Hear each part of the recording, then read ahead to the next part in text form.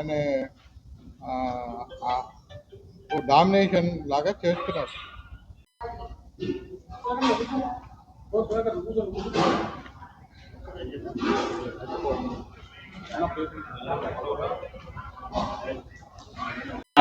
నరేంద్ర మోడీ గారి నాయకత్వం వర్ధిల్లాలి. నరేంద్ర మోడీ గారి నాయకత్వం వర్ధిల్లాలి.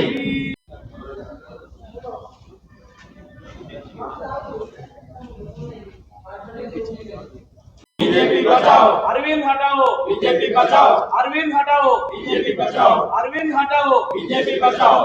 అసలు అసలు నువ్వేంది? అసలు నువ్వు కొడుట్ల నిలబడ్డాడు. ఎందుకు కొడుట్ల వచ్చావు? నిజామాబాద్ ఉంది కదా, నీ ఓన్ నిజామాబాద్ ఓడిపోదా కాబట్టి కొడుట్లు వచ్చి నిలబడ్డా. కొడుట్లు ఎందుకు నిలబడ్డా అంటే కొడుట్లలో ఓటు బ్యాంక్ ఉంది, కొడుట్లలో గెలుస్తా. ఎందుకంటే కొడుట్ల విద్యాసాగర్ 3 సార్లు గెలిచిండు, వెంకటరామనాయుడు ఒకసారి గెలిచిండు. కొడుట్ల ఫుల్ ఓటు బ్యాంక్ నిలబడి ఓడిపోయింది. నువ్వెందుకు ఓడిపోయినావు? మరి నీకు అంత కెపాసిటీ ఉంటే, అంత చరిస్మా ఉంటే నువ్వెందుకు ఓడిపోయినావు?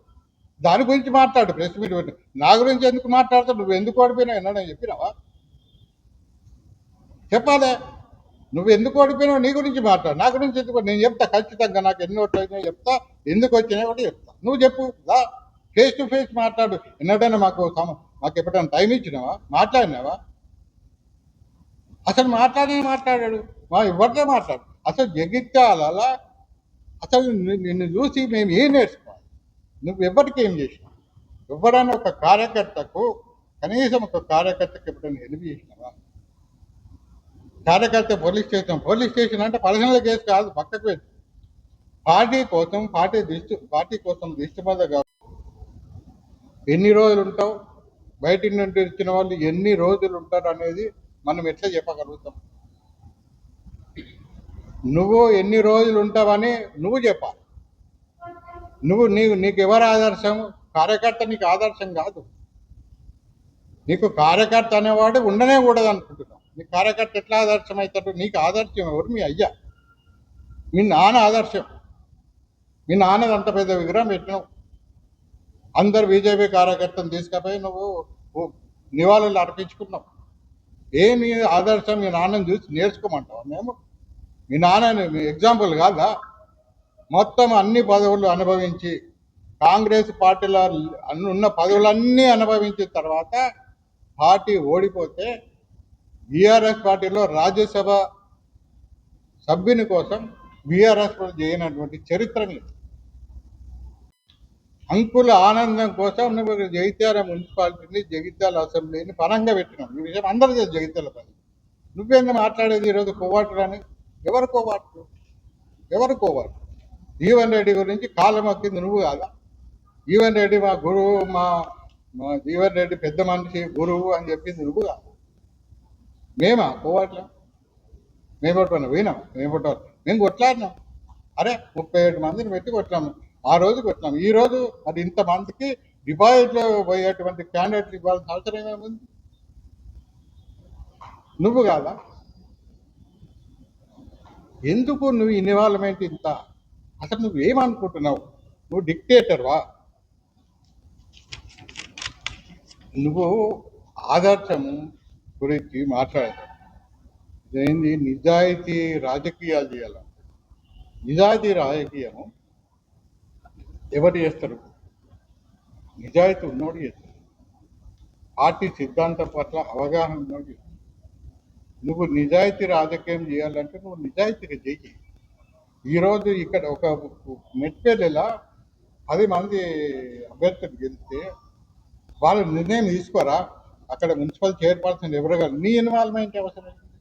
నువ్వెందుకు అక్కడ ఇన్వాల్వ్ అయినావు? అక్కడ నువ్వు ఈయన రాకముందు జగిత్యాల ఎట్లుండేది? పార్టీ కార్యకర్తలు ఎంత యూనిటీగా ఉండేవాళ్ళు. ఈరోజు ఈయన వచ్చిన తర్వాత ఇక్కడ కాదు, మొత్తం అంతటా మీరు ఎక్కడైనా తీసుకోండి. ఎండర్ లక్షణాలు ఎందుకు? ఎండర్ లక్షణం పగబట్టినాం. ఎండర్ లక్షణం అని ఎందుకు పగబట్టినాం? ఎండర్ లక్షణం అనే మీ నాన్నని ఓడగొట్టిండు 2 సార్లు కాబట్టి ఆయన పగబడి కక్ష తీసుకోవడమే. నా మీద కక్ష ఎందుకు? కక్ష నా మీద. నేను నా ఫ్యామిలీ బ్యాక్గ్రౌండ్. నీ ఫ్యామిలీ లాగా నా ఫ్యామిలీ కాదు. నీ ఫ్యామిలీ లాగా ఇది చెయ్యి చూపిస్తే ఏళ్ళు చూపిస్తే ముస్లింస్ మీద చెయ్యి నరికెత్తమన్నా మీ నాన్న ద్రోహి, హిందువులకు ద్రోహి మీ నాన్న. మీ అయ్యను తీసుకపోయి ఆ విగ్రహం పెట్టి బీజేపీ లీడర్లు అయితే ఓపెన్ చేపించుకుంటాం. బీజేపీ క్యాడర్ని తీసుకుపోయి నివాళులు అర్పిస్తాం. ఆయనను మేము ఆదర్శం తీసుకుంటామా? మాకు ఏం అవసరం? నీ ఫ్యామిలీకి నా ఫ్యామిలీతో కంపేర్ చేసుకుంటాం. మా ఫ్యామిలీ చరిత్ర ఏంది? మొత్తం కుటుంబం ఆర్గనైజేషన్ కోసం బతికిన కుటుంబం. నాన్న 1972-76 తను సమితి ప్రెసిడెంట్గా ఉన్నాడు. దాదాపు 100 గ్రామ పంచాయతీలకు సమితి ప్రెసిడెంట్. రాజకీయాలు వదిలేసి ఆర్ఎస్ఎస్లోకి వెళ్ళిండు. ఆ రోజు వెళ్ళిండు అంటే చనిపోయే వరకు ఆర్ఎస్ఎస్లోనే ఉన్నాడు. ఆయన భయపడలే. అన్న ఆయన ఆయన ఆయన చనిపోయినప్పుడు ఆయన బాడీలో రక్తం కంటే బుల్లెట్ ఎక్కువ. కానీ మా నాన్న భయపడలే, తిరిగిండు, దేశమంతా తిరిగిండు. నాన్న ఒక్కరోజు టూర్లో కలిసిన వ్యక్తులు నీ జీవితంలో కలిసి ఉండరు అంతమంది.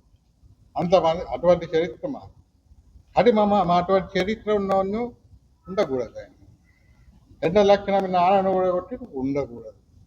ఇది ఆయన మమ్మల్ని టార్గెట్. ఇప్పుడు నా మీద కక్ష ఉంది, పెట్టుకో, నాతో కొట్టాడు. అంత సీనియర్లు అందరూ ఏం చేశారు? అందరూ ఏ పాపం చేశారు?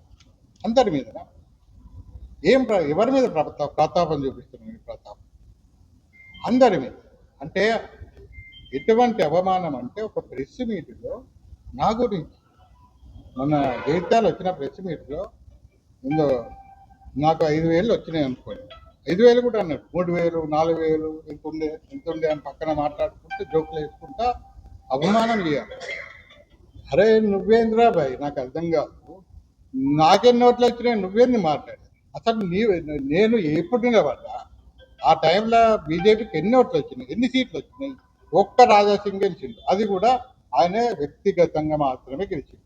బీజేపీకి ఎక్కడ దాదాపు 70 చోట్ల డిపాజిట్ రాదు. అటువంటి పరిస్థితులు ప్రతికూలంగా నాకు వచ్చిన ఓట్లని మా కార్యకర్తలు